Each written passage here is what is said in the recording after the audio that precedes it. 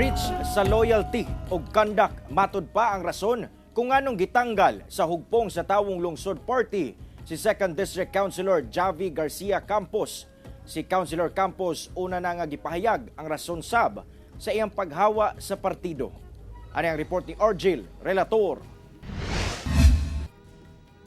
October 8 dihang nagpagula og pahayag ang hugpong sa Tawong Lungsod o HTL Party nga human ang makuting evaluation og deliberasyon.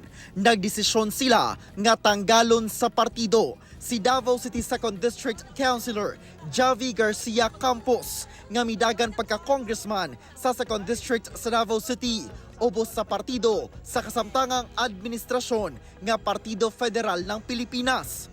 Kini tungod matud pa sa seryosong breach of loyalty and conduct ngadto sa partido.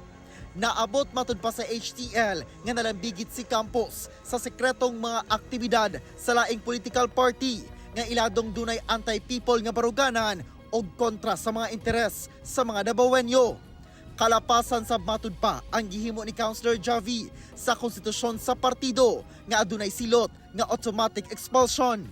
Nakalatid sab sa pahayag nga ang kasamtangang national administration kay walay gihatag nga pondo sa local officials nga loyal sa Duterte legacy. Busa, dunay ubang mga miyembro sa hugpong na ginaoferan nga muambak sa kalabang partido bugti sa dagkong ihatag nga budget. Ang maong lakang nagahulagway matud pa sa huyang nga loyalty ug pagbiya sa core mission sa tinuuray nga pagserbisyo sa mga Davaoenyo. Ginapangayuan pa og pahayag ang National Administration labot sa pahayag sa HTL. Kahinumduman nga niadtong October 7, gikumpirma ni Campos ang iyang pagkalas sa HTL atol sa iyang pag-file og Certificate of Candidacy.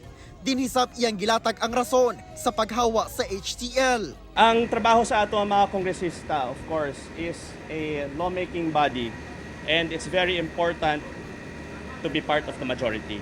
Mao'y rason na naghawa ko sa hupong, ibalhin sa Partido Federal ng Pilipinas.